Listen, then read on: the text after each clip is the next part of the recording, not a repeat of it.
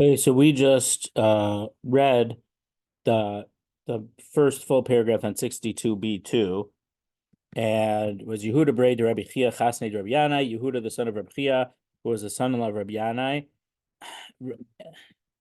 This has been, this is the first time I've been learning Gemara Kesuvos, but it's been interesting. Sometimes this came up about 4 or 6 weeks ago. People who aren't called Rebbe or Rab, and are these people Amoraim? Are they not? They don't have smicha, this or that. So again, this is a Yehuda who doesn't have a title Rav.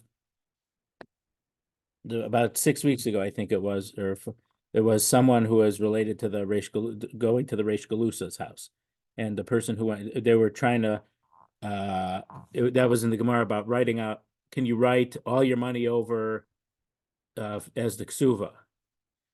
So that was the context for that I think we point out there, that the person who went with to the Reish Galusa's house, or the Reish Galusa's Mishpacha's house, his name, it didn't say Rav or Rebbe. So from these Gemaras and Kesuvos, I'm not sure, if some of these people didn't have smicha or what, but there's just the Yehuda. It's not Rav Yehuda. The son-in-law of Rav Yanai, have a Azal v'Yaseh b'Vei Rav. He would go learn in the base medrash all week long. Oh, one thing I forgot to mention last week. Nowadays, people, they learn in Kollel, they go home every night, this and that. What was it like 50 years ago or 60 years ago? So, Rabbi Margolis, Zechron Levracha, who was the owner of Kosher Carry but he was a teacher here. A lot of people in Skokie know him because he taught a lot of kids in the Hebrew school at Skokie Valley. Oh, right. Okay. Right. He also taught Ida Crowd. Right. So he taught people, but people who, not the dramats. Yeah, and the Kashavarners. Okay. Right. Yeah. Those are good. But right. Even to this day, well, not anymore, but up until maybe 10 years ago, people were still saying kosher carry style dramats. Often replicated, never duplicated. So when his wife, who passed away a few months ago, she was born in Yerushalayim, and it lived in the same building as Rav Tzvi Pesach Frank, who was the chief rabbi of Yerushalayim, and also the grandfather of, she should live and be well, of Mrs. Landy's. So Steve Landy's great grandfather, he when he was like 15, he went for the summer. It was like the last full year of his great grandfather's life, but he stayed in his great grandfather's apartment there. But Mrs. Margolis lived in that building, and so when Rabbi Margolis and his wife got married, I don't know if it was here, and they went there, but they were living in Eretz Yisrael, and Rabbi Margolis would learn in Panovich during the week, and to take the bus from Yerushalayim to Bnei Brak in those days was like an all-day affair practically.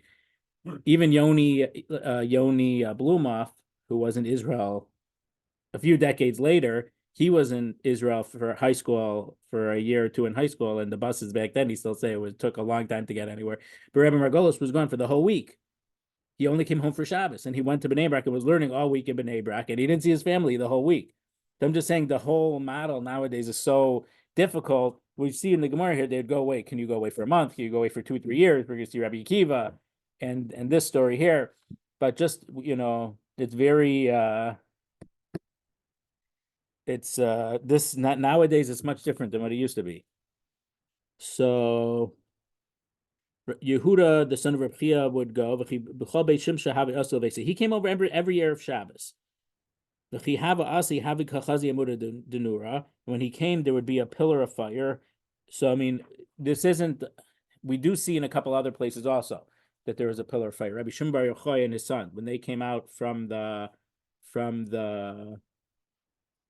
cave, they had a fire, and the bird went over them, and the Baskal said, go back to the cave. And they came back from the cave a year later, and then they saw a man holding 2 hadassim. They said, "Why? It's on Shabbos. Why are you holding 2 hadassim?" He's like, "For Shabbos, I'm decorating my home. One is for Zachar and one is for Shomer." And they say, "Oh, look, and it's and they saw, they couldn't, after being secluded, Rabbi Shimon Bar Yochai and his son, they couldn't understand how people could be busy in just regular living life things, because but when they saw the guy with the hadassim, one for Zachar, one for Shomer, he was doing it. Then you could say that's a a possible source for minhag to buy flowers on Erev Shabbos for the house could be from that Gemara. Because those days, who planted flowers for flowers? But Hadassim had other things and they smelled nice.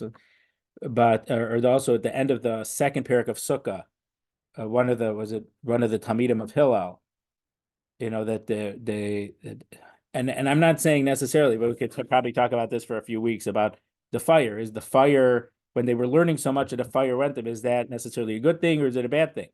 And I'm not saying it's a negative thing, but a bad thing. If we look from Hashem Baruch Hu, it could be that they're so busy in learning, they're excluded from Olam Hazeh almost. Which again, I'm not saying it's a bad thing. It's just most people can't cut off from Olam Hazeh, but again, he would come back every Shabbos. We'll see a little bit later today about Rabbi Akiva. We know it went for 12 years and another 12 years, but Yom Echad Mashkasei Shmaitza, he was very busy in the sugya that he was learning. When they didn't see that sign of the fire, Amrhu Rabbi Yanai said, Fumi Taso, turn over his bed. Shalmala Yehuda Kaim Lobitalo Naso, because if he was alive, he wouldn't have missed the Friday night with his wife. Now, nowadays, we don't. So Kfiyas Amita is one of the signs of Avelis, of mourning, one of the obligatory things. Nowadays, their beds, they could be turned upside down. They would be lower, but they were still usable. Ours aren't, so we don't do it anymore. Our covering the mirrors is actually a fulfillment of Kfiyas Amita, I believe. But what's a little bit interesting here is that Rabbi Yanai told them to turn over his bed. It didn't tell them to turn over all their beds. I mean, he was a father-in-law, so he wasn't an Ava, but for his daughter, if they had any children, they would have had to do Kfiyas Mita. Why he only said it to turn over his bed, I don't know.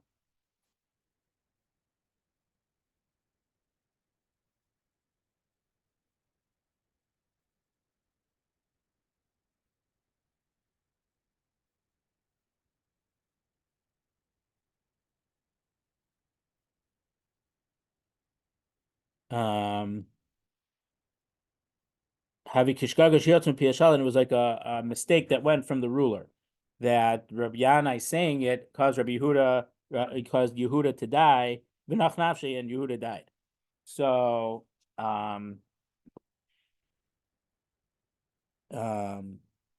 there's something you may have heard a phrase. It's a tzadik makes a gzera, and Hashem fulfills the gzera. We saw Haftorah a couple weeks ago. Well, it was before the Haftorah, but we didn't read in the Haftorah, but it was a few psukim before the previous parak. Eliyahu Navi said there's going to be a famine. There was a famine. So I believe that it's Rav Levi Yitzchak Berditchever, the great Hasidic Rebbe, talked about it, but some sources about it, it's actually very Lamaisadik. Did I mention Chanina Bendosa, Reb Chanina Mendoza last week? Or I mentioned him a few weeks ago, but he was very poor, and once his wife lit the vinegar, she poured in vinegar by mistake instead of oil. He said, just like Hashem can make the oil light burn, he can make the vinegar burn. So Rabbi Tatz, Akiva Tatz, we have a book in the front there, World Mass. The first two chapters talks about the fact that if you're on a high enough level, nature doesn't matter, because these very, very big tzaddikim nature doesn't have a power over them. We mentioned, I think, the Sefer Chinuch by the mitzvah of Makkah to build a fence around the roof or parapet says if someone was a tzaddik, they could fall off the roof 10 stories, nothing would happen to them. But if the person was the ganav sneaking around trying to steal, burglarizing, whatever, he's not such a tzaddik. So if he would fall down, then he would be hurt from the fall from gravity. So it's not necessarily that a tzaddik. So this concept is that the tzaddik says something and therefore Hashem listens to it, but it's a relative, it's like a different thing that the nature doesn't affect. But what we're talking about here, what wasn't nature. Eliyahu Navi saying there's going to be a famine wasn't a natural thing. So there's also a thing that a tzaddik could say something. So halacha, relative to Adar Sheni we just have, there's a halacha. I think we kind of mentioned it right at the beginning of the first chapter. So if a girl, well, no, we mentioned it a little bit late, even in the second parak, but we certainly because if according to halacha, if a girl's hymen is broken before age of 3, it will grow back. Or probably medically also before a certain year, but according to halacha, it's her 3rd birthday. The Yerushalmi, I think it's the Yerushalmi, says, and the Rush brings it down in the last parak of Nida, that Chazal control nature, because let's say she turned 3 and was Rosh Chodesh Adar, and then a few days later, with an accident, this or that, her hymen was ruptured, so she's not a basula anymore. But then, if 2-3 weeks later, the Sanhedrin decided, oh, this is a leap year, and this is Rosh Chodesh Adar Sheni now, and the month before it's Sheni, she, even though she had hit 3 years old, she has now turned younger than 3. And then when they made the new Rosh Chodesh Adar, they say we need to have a leap year now, because remember, in the time of Sanhedrin, they didn't necessarily announce it by the time of Rosh Hashanah, or they could have, but you didn't necessarily know if there was going to be a leap year yet. But when they decided it was a leap year, she's no longer 3 years old, and she will, and because Sanhedrin decided that this is Adar Sheni, it's a leap year this year, the halacha is that she will have a din of a basula, that her hymen will regrow and she will be a basula. So that's a source where also that to Yerushalmi that a similar rule. I'd looked into this a few years ago, so I have a bunch of sources about this. There's a Gemara Bava Kama, Daf Nun Amud Aleph, that Nechunya dug wells, so people traveling to Yerushalayim for Pesach and Sukkot and Shavuos would have they didn't have oases or rest stops, so he dug wells so people would be able to drink. And then his daughter fell and was stuck and was probably going to drown in one of these wells. So the Shita Mekubetzes there mentions that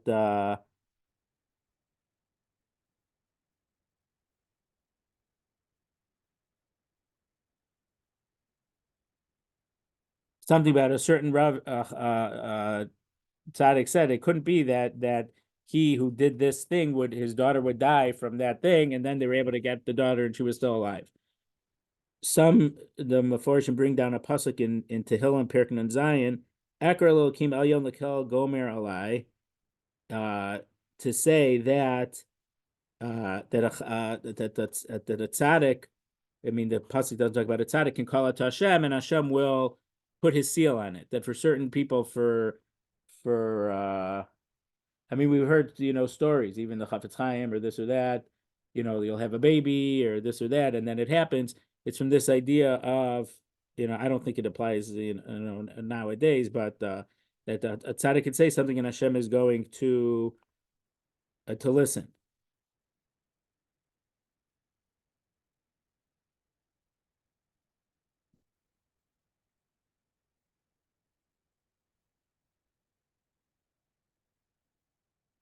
There's a Gemara in Tainus Daf Chav Gimel Amud Aleph about Choni Hamagil, that Choni Hamagil says to Hashem he wasn't going to leave until rain would fall. So then Hashem made it rain. So that is another example that Choni had some type of control to a certain extent over HaKadosh Baruch Hu. Or Hashem gives the power over to them in certain situations. And Gemara in Shabbos Mem Nun Vav Amud Beis, which is also at the end of Kesuvos, Kuf Gimel Amud Beis, based on the pasuk Vatigzor Omer Vayikach Lach. Okay, so there's this thing. So Rabbi Yanai said it. He must be dead. If the fire isn't here, he wouldn't miss the mitzvah, and he was wrong. But because he said it, Hashem made his word come true. Rabbi Yochanan also. Someone said Rabbi Yochanan was very mad at Reish Lakish, and with the look, Reish Lakish got very sick, and then eventually died from it. So that's this story. But now, in a few lines, we'll see a flip side of this. Rabbi Yasikle Lebre Bey Rabbi Rabbi was trying to marry off his son to a daughter or someone from Rabbi Chia's family. So Rabbi's Rabbi Huda. See, Rabbi Chia was a Talmud of Rabbi, but he was on the boundary of the last Tana, first Amora, similar to Rav. I think Rabbi Chia was the author of the Tosefta. Kimatel Michtav Ksuva, when they were going to write the Ksuva, Nachnafsha Deravisa, the young woman died. Amar Rebbe Chas v'Shalom Sulika. Rebbe says it's Chas v'Shalom that your family has some type of psul, and that Hashem caused this to happen so that my family wouldn't marry into a family that had upsoul. So this is a different thing. Are we on a level that we could see that when something happens, we see that it's Hashem giving us a message? When do you see something as being random, and when do you see something as being a message from Hashem? Most of the time, we don't know. We don't understand the messages when they happen. In one of the Holtzer's book about thinking aloud, I think, or one of the about Rav Yashaber, said one day Rav Yashaber spilled tea out all over himself, and he said the reason I spilled tea is because this is one of my Shabbos suits, and I took it by accident out of my closet this morning, and because I put it on anyway, I spilled tea, and I'm going to have to clean it, and I can't finish wearing it. He saw that that him spilling tea was because he was wearing a Shabbos clothes, not during the week. But Rabbi understood that this was so. This is, you could probably give a big musser schmooze on this. But the point is, let's say when something bad happens to you, I'm saying from experience, something happens to me. From one perspective is Hashem is sending me a message. I don't know. But the other thing, the person who's doing it, this goes back to the tension between how much do we have hashgacha pratis, that Hashem looks over us individually, but how much free will does another person have? I've mentioned it many times. According to some opinions, free will is stronger than hashgacha pratis. A mishuganer can go shoot up a whole bunch of innocent people, even though they didn't deserve it, but his free will is stronger than hashgacha pratis that they have. At the other extreme, some say that it's not possible, and that helps for reward. Because part of it is the tension of reward and punishment. So meaning a guy can become a murderer and kill innocent people, and he get punished for it. But then the question is, well, what's the reward for these innocent people who are killed? Well, the answer is they were innocent and they didn't deserve it, but a person has so much free will that something bad can happen to them because of it. At the other end, some say that if someone wants to go on a rampage like that, the people that are going to be victims are people who are chayv misa for some reason. So Hashem wouldn't let someone who is innocent happen. But then, if you go to that extreme, you have people saying, "Oh, the Holocaust came because people were machal Shabbos, or this or that," which is a horrible thing to say. Also, we don't know. That's the best thing to say. But when bad things happen to us, if we ignore it and just say, "Oh, he has free will, so he decides to be a jerk towards me, and I'm not going to learn anything from it," that will make us feel better psychologically that I didn't do anything wrong, because sometimes you don't do anything wrong and people yell at you and this and that. But at the other end, if something happens to you, it needs to be a wake-up call. You're not saying that I'm that close to Hashem, that Hashem is sending me, special messages. But, if something happens, am I doing something wrong? Is it a wake-up call? Most of the times we can't figure it out. But the idea of what Mesilas Yesharim talks about being Yamashmesh and Yafashvesh, to look back at what you've done and to try to set goals, or to do things better, to try to this isn't exactly what he means by Yamashmesh and Yafashvesh, but Rebbe realized that there was something going on here, and he didn't want, and he said it can't chas v'shalom be that there's a psul in Rebbe Chia's family. But he said Hashem, for some reason, Hashem doesn't want our families to be joined in marriage. So he understood that there was a message. You know what it was? Yasivu ve'inu b'mishpach. Oh, so I think I mentioned it was not recently, but Reb Chaim Rav Aaron mentioned in a certain publication that his ancestor once had been a very wealthy merchant, and then they lost everything, and he went to. So this is similar to the Ramban at the beginning of Parshas Bechukosai. If someone was sick, you wouldn't go to a doctor; you'd go to a Navi and said, "What did I do wrong?" But that's the idea. If something, Hashem is sending a message and you don't understand what it is, you go to a Navi and say, "What happened?" So in that time, it was in the 1700s. There weren't Nevi'im, but he went to 3 Gedolim or the Rav and said, "Make a beis din. What did I do that Hashem took away my wealth?" And they investigated, and they found that there had been a big fire. And in those days, when there was a fire, the whole town could be burnt down because of the wooden houses. And we know even in the 1880s, just a few short miles from here, from the first probably home of congregation based on Medrash Gadol in Chicago. It was burnt down in the Great Chicago Fire. So that year, because of the great poverty and the homelessness, because of the fire, he gave about 75% of his income to tzedakah. And we know that it's 10%, which is Rabbeinu Yerucham's opinion. The Rambam holds it's 20%, but he gave more than 20%. And because they gave too much tzedakah, that's what the Rabbanim decided, they passed, and that was why he was punished and he lost his wealth. That was an ancestor of Rav Aaron and Rechaim Volozhin. So when something happens, you have to understand why. I mean, it's very difficult for us, but if you're on a high level, this is what Rabbi was trying to figure out. Hashem made this young woman die so that my son doesn't get married to her. There's some message here. Hashem doesn't want it to happen, but it can't be the psul. So Yasivu v'inu b'mishpachos. They went and looked closely through their family trees. Rabbi Asi Mishfatia ben Avital. They found that Rabbi was a descendant from Shfatia ben Avital, one of the sons of David HaMelech. David's wife Avital's son Shfatia. Rabbi Chia Asi Mishimi Achi David. And Rabbi Chia came from Shimi, the brother of David. So it seems that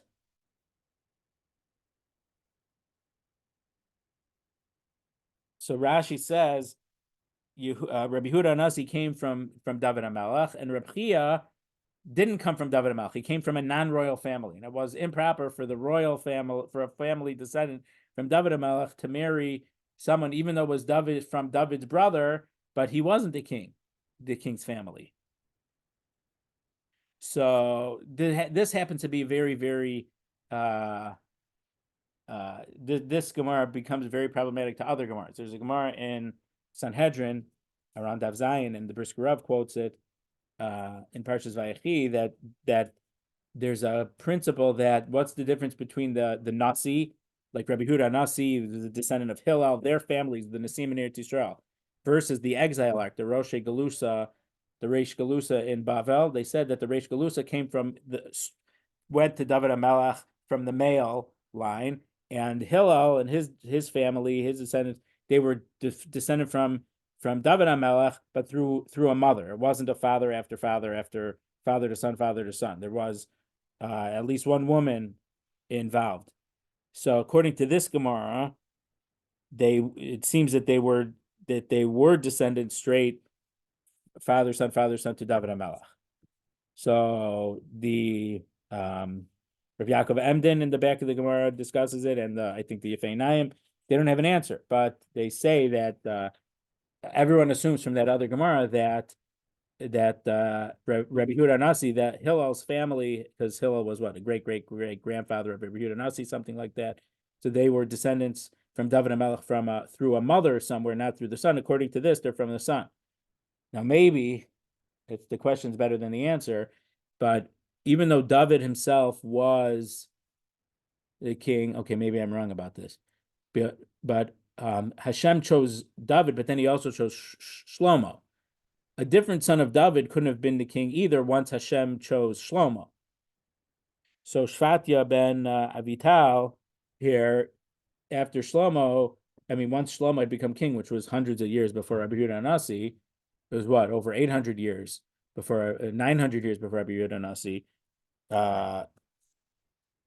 Descendants of Shfatia couldn't have been king, but they were descended from David HaMelech, but not through Shlomo. Then again, Mashiach ben David, Mashiach is going to be king, and he's descended from David HaMelech, but not from Shlomo, whatever that means. But so that's an interesting conundrum that comes out of that Gemara.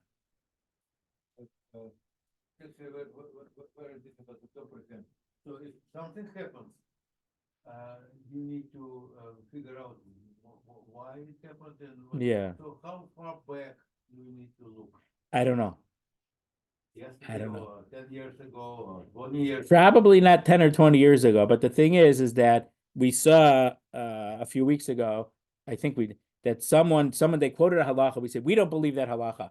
And then someone who hadn't been in that city in 13 years came that day. He said, remember the halacha? He said when his foot was hanging over the river to start traveling. He said, oh yeah, he taught us this, which was the halacha that he had just told over that the people rejected. So if a coincidence, something like that happens, then you have to go back probably in time to then. I mean, there's stories, again, and it's very difficult to learn lessons from these stories. I think they're true, but it's very hard to, because of the level of people involved. Reb Chaim Ozer Grudzinski was a brilliant man. He could write two things about two completely different subjects. One thing with his right hand, one with his left hand. I mean, and probably have a conversation about something else. I mean, that's the so Reb Chaim Ozer was the Rav of Vilna, and he had a daughter who was sick, and he sent someone to the Chafetz Chaim.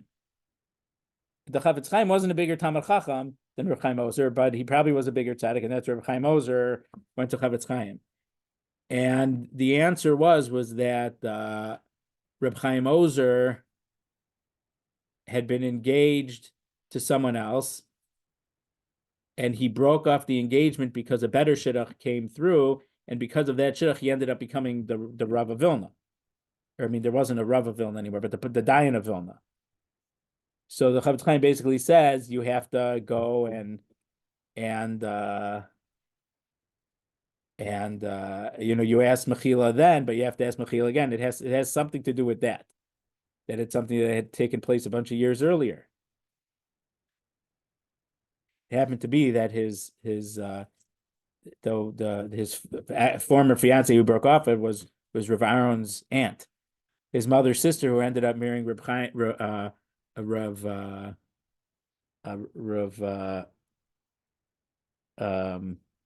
Krakowski, who was the Stadtmaggid of Vilna. And but the Chafetz Chaim said, it had to do with that broken shidduch from years ago. We don't know. And that's why, was the Chafetz Chaim 100% right about that? I don't know, but maybe. But the point is that like I said, from a psychological standpoint, to some people could become very tormented by this. A psychologist told me that there was a certain boy who developed, unfortunately, very bad OCD because the Rabbi in school, we're talking about in 5th grade, 6th grade, 4th grade, I don't know, you hit the dab with more kavanah. So he would be saying Shemona Esrei for 2 hours because he thought that he lost his kavanah and this and that.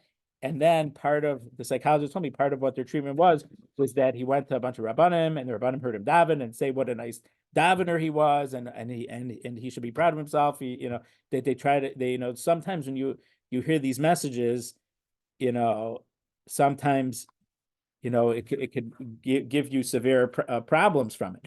But I mean, so just because you held something and you dropped it, if you take everything as someone cut me off on the road, does that mean I did something wrong? It might, but most of the time we don't know. It happened to be the day that I fell and broke my foot. That morning, because it was still dark, so we had to take make the bracha on our talis and tefillin in the middle of davening. When I put my shel rosh down before I made my bracha, it fell off the chair. Did I think it meant anything? No. But that night I understood why the tefillin fell off the chair. So something we don't get the message in time,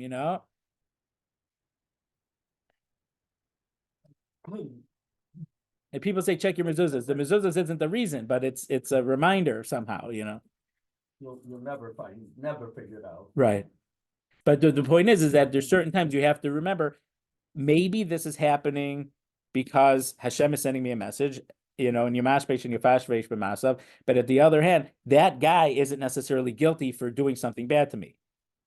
Hashem sent him as an agent for me, so it's hard to not get mad at people. It's a psychological balance also of how to react with these things. I hope, I have a problem with people who, outside the situation, who are all of a sudden. Someone hears something and they're the coming up expert and with says an this is it. explanation Right. And A, it's none of their business. B, Right.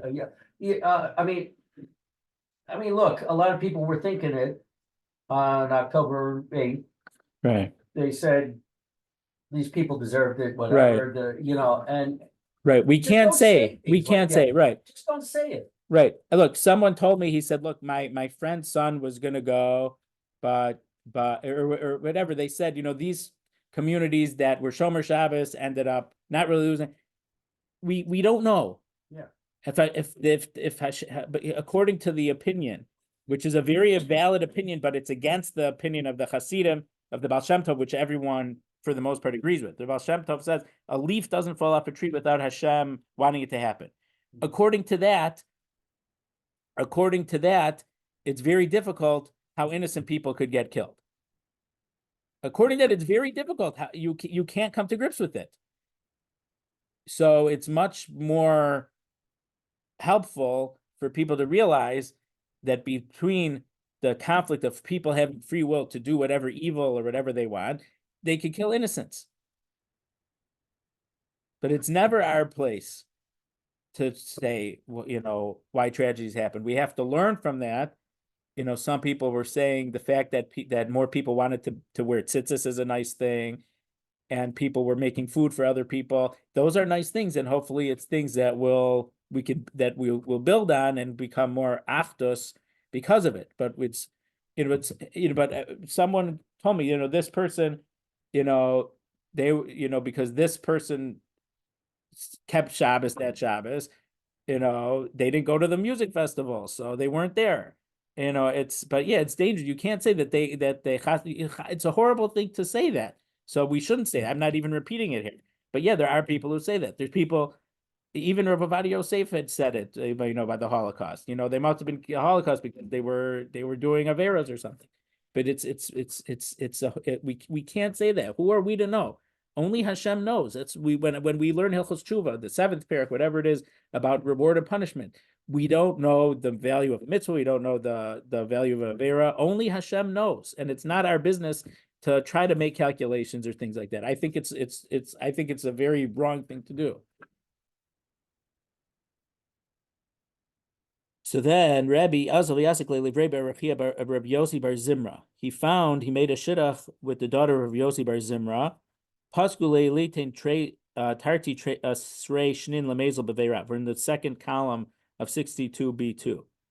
And I see we're not going to be covering that much ground, but there's certain important issues that come up here. And a lot of the issues that we're talking about today, we don't know the answer. There is no psak on it. They're not necessarily halachic issues. They're Torah issues, but we don't have someone today, someone who wants to go to a Rebbe and ask for a bracha. I'm not saying this chas v'shalom to talk about anyone who's alive nowadays. But when the Choni Amagel, who's like a Choni Amagel to make a miracle, or to say, someone didn't have children and please give me a bracha that'll have a child. You'll have a son in a year. We can't, nowadays we're not on such a madrega. And it's no one's fault. So Rabbi, they agreed that Rabbi's son would be able to learn for 12 years, right after the marriage to learn. So they put the bride, they had the kala go in front of the chassan over there. Amar lahu nevi l'shishnan. Actually, let's only make it 6 years. Now we'll see a lot of the Gemaras here are 12 years. Why are so many of them 12? I don't know. Is it just an expression for a bunch of years, or is it literally 12? Some of these Gemaras, it seems to be literal. Some of them it may not be. But he wanted, he saw her once. And then 12 years was way too long. He wanted to cut the time in half. They had her go in front of him a second time. Amar lahu ichnes. Why don't we get married right now, and then we'll get married. We won't wait 12 years now. We're signing the Tanaim now, writing the Ksuva that we're going to get married in 12 years. So let's get married now, and then I'll learn for 12 years. So that's what happened. So he was embarrassed from his father, so Amar le b'ni das koncha yesh b'cha. So he said, the ideas of Hashem are in you.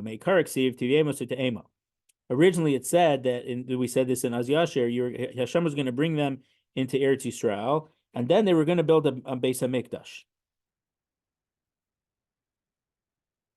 I think our Gemara doesn't have an next lines. Rashi brings the whole pasuk there. Well, most of the continuation of that pasuk in Az Yasher. You will bring them in and plant them in the mountain of that you are giving them as inheritance. Machon l'shivtcha pa'al Hashem. A machon l'shivtcha, a palace for you to live. So after after they live in Eretz Yisrael, they'll build a Beis Hamikdash. But then what happened a few parshios later? Hashem said, "You'll build a mikdash, a mishkan right now." So the same way we had decided that you were gonna learn first and then get married, the same way Hashem changed his mind and decided to have a mikdash you decided to get married now and then learn Torah. So his father was letting him trying to calm him down that he didn't do such a bad thing.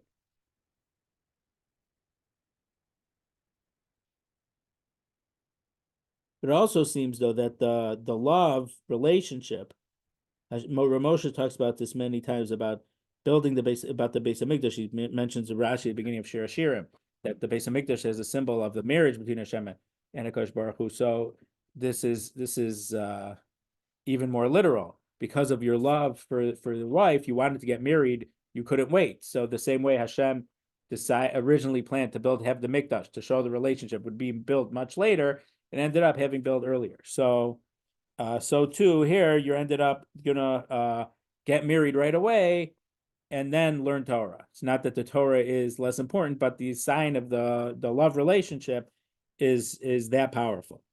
So he went and learned for 12 years in the Beis Medrash. So unfortunately, by the time he came home, she was no longer able to have children. Rabbi said, what should we do? Shimra. If you would divorce her, people will say this poor person, meaning the poor, not literally poor, but she's poor because she's not able to have kids. She waited for no reason because she's not able to have kids from her anymore. And if he marries another wife, Yomer, they'll say Zuishta v'zuzu naso. So Irish will translate, this is his wife and this is his mistress. So some achronim that I looked at, it's that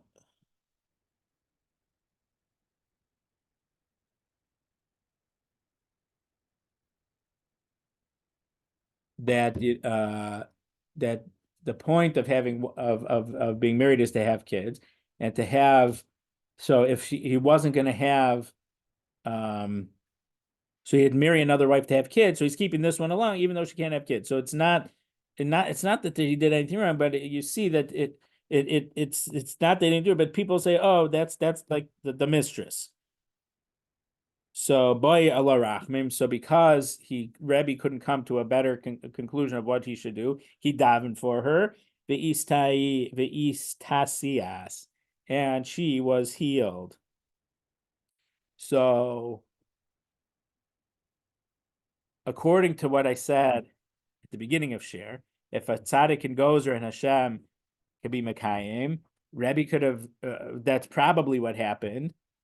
But Rabbi didn't want, if the tzaddikim have this type of, that Hashem lets them have control over certain things, it's not something to be taken lightly. He was trying to figure out any other way to help the situation, and when there was no other option, he davened. But also the way that the Gemara here mentioned, it's not like he said, you will, let her have kids. And Hashem said, okay. He davened, and Hashem answered the prayer. And even though medically, for the medical in that time, she wasn't going to be able to have children, she ended up being able to have children.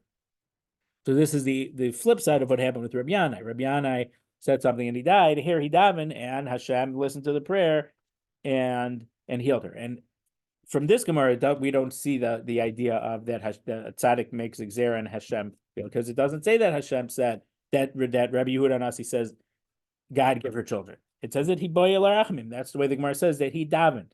You ask for mercy. Okay, 62b3. 2 dots. But it's more stories about leaving a wife to go learn Torah. Rav Chanina ben Chichnoi hayu ka'azal lebei Rav. Oh, so one other thing from this Gemara.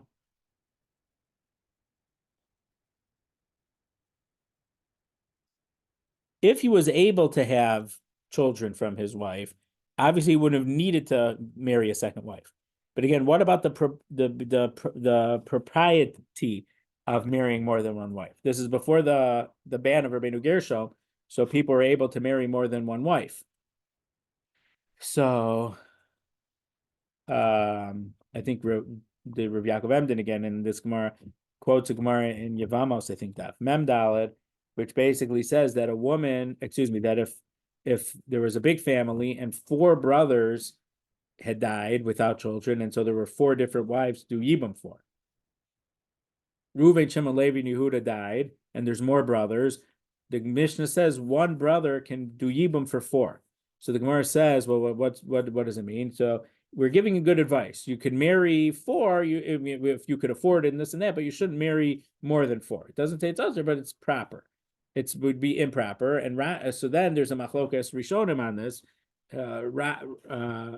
Rashi seems to say that, or maybe it's the Ritva more explicit, that we're talking about a case where it's a Talmid Chacham. We learned that the onah of a Talmid Chacham, he's with his wife every Friday night. Now, we know it literally can't be every Friday night because she's a Nida part of the month. But if he has 4 wives, every month, he'll spend 1 Friday night with each of them. So, 4, right. So they will at least once a month have the time time for intimacy with their husband. So some Rishonim say, I think the Ritva says that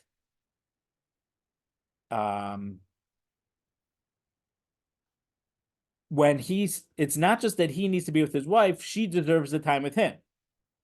So they're not getting each week with him. So because this was a case of Yibum, that Hashem made it that their husbands died in Yibum, so this is a suboptimal situation. But if you would decide to marry more than 1 wife, you wouldn't be able to, because you would be taking away their time by having more than 1 wife. So basically, it seems from those Rishonim that let's say the worker who would be have time twice a week. So it seems, according to some Rishonim, he would tell, they know that he's a worker who would be home several times a week, so that the onah would be twice a week. But when they got married, he said, I'm going to marry more than 1 wife, so I'll be with you once a week and you once with week. So you'll both have once a week. For both of them? It's not clear, and that's something that I don't know if other posts can talk about it, because it hasn't been a shaila for over 1,000 years. But according to the Rambam makes it sound like you can get married and then, okay, you're married to several wives, so you just this one with 1 week, that one another week, and he doesn't make it sound like it's that it's not just that the husband has obligation to her, but she deserves the time from the husband. According to the Rambam, he seems to be Das Yachid, and it's a little bit strange that even in the Lechatchila situation. So I mean, something that would make it a little bit more palatable is if you tell him in advance, I'm going to be marrying more than 1 wife. Or if he's already married to 1, and he's saying that you want to have more than 1 wife. I volunteer. Take your ticket. So according to the Rambam, so let's say he's already married to 2 wives. He's marrying wife number 3. She understands that she's not going to have the onah as frequently as someone if she was the only wife. But according to the Ritva, it's because it wasn't a lechatchila situation that he's marrying these wives. See, there's a mitzvah because of Yibum that he's marrying them, so they understand that they're not going to have every week the onah.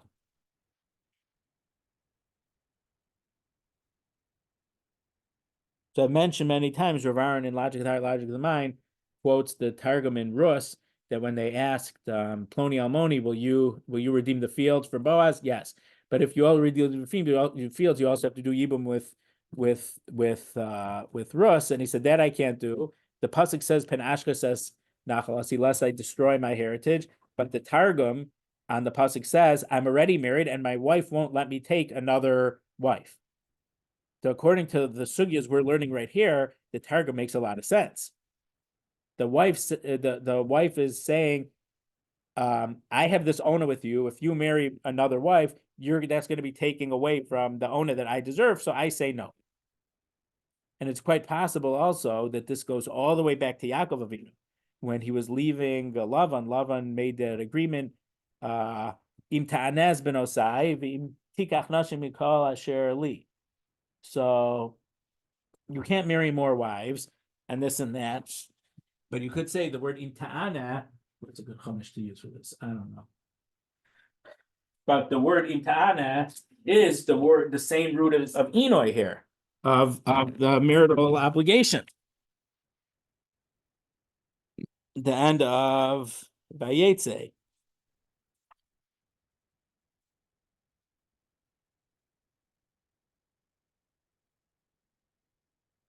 No, where was it?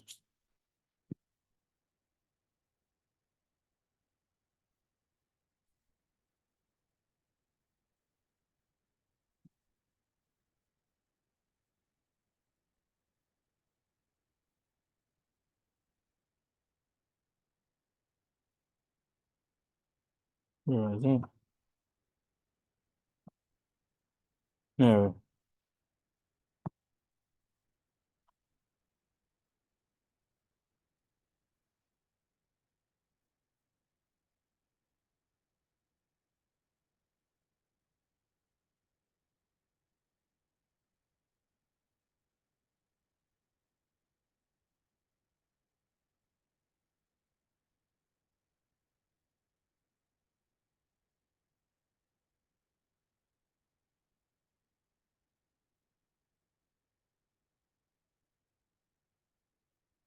Oh, here it is.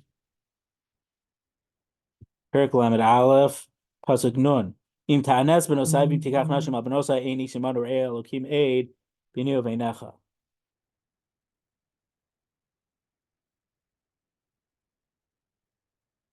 So Rashi says, Im ta'anes benosai, if you are withholding the own of attachment from Gemara and Yuma, he's warning Yaakov that he can't take away from, even though it's his fault that Yaakov ended up was married to 4 wives and not just 1 wife, if he would have given her Rachel in the first place.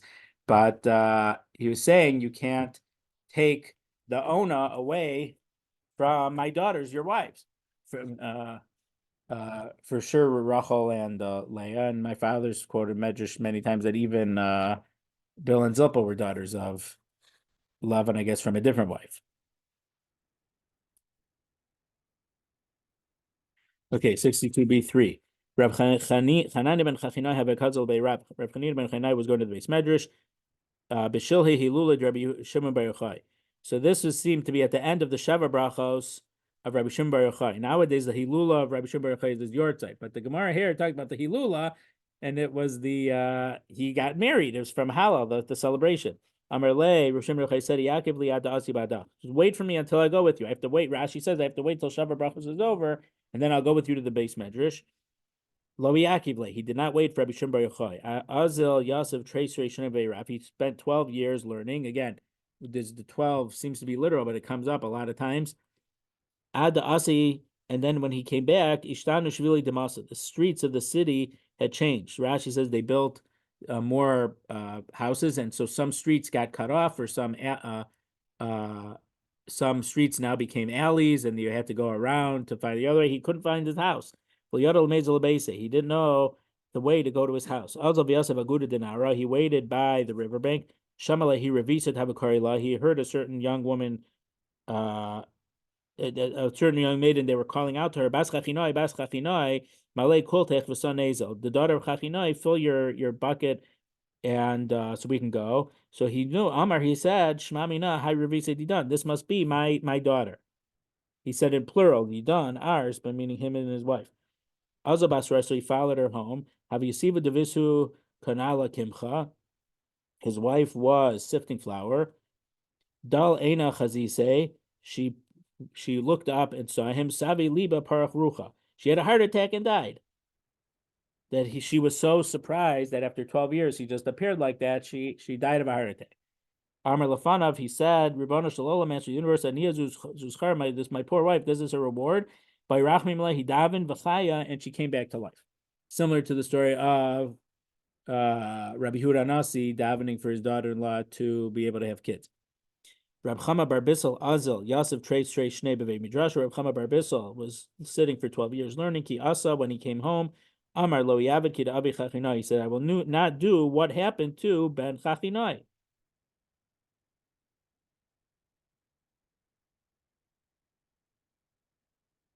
So it seems also from the previous Gemara, it was Reb Hanani ben Chachinai, but they were calling the granddaughter, his daughter, Chachinai, after her grandfather's name. So he said, I'm not going to make my wife die of a heart attack. He also, when he came home, he said, Ayel Yosef Midrasha. He went and sat in the base medrash. Shalach lebeisei. So he sent the message to his wife that he's back, he's coming home. Us Rav Oshia Berei Yosef Kamei. Rav Oshia, his son, came and saw him in the base medrash. Havi Kamasha Leishmaitza. So Rav Oshia, he didn't know that this was his father because he hadn't seen him in 12 years. So he asked him a question. So, or he asked Rav Oshia, no. So he saw that the boy was learning very well. He knew, so Chalash Daite, he felt very weak. Amar, he said, if I would have stayed here, I would have a son who's as sharp as this. He didn't know it was his own son. Olave, say he went home. Albre, then the son also went there. Kamkame, Rab Chama stood up in front of his son, who several Mishle Shmaitza Kabai. He thought that this young fellow went in because he wanted to talk more of learning. Amalei Devisu, so his wife said, "Mi ika abba dekami mikare b'rai." Is there a father who stands up for the son? No, the halacha is the son stands up for the father. Kari ale Rami Bar Chama, so Rami Bar Chama said about this. I doubt that this Rami Bar Chama is related to this Rabbi Chama Bar Bisa. Achud HaMashush Lo Yanatek. The 3-ply cord will not easily be unwoven. Zer Rabbi Oshia ben Osher Rabbi Chama Bar Bisa. This is referring to Rabbi Oshia, the son of Rabbi Chama, who's the son of Bisa. So we say in Uvalet Zion, we say in davening, we say the Torah shouldn't be lo yamush mipicha mipizaracha mipizaracha, that there's some haftacha, an assurance from Hashem that if 3 generations consistently learn Torah, the Torah is not going to leave your family. And there's a Gemara in Kedushin, I don't know, Lamed something about it, but Tosfos here mentions that this is true because all 3 of them were alive at the same time.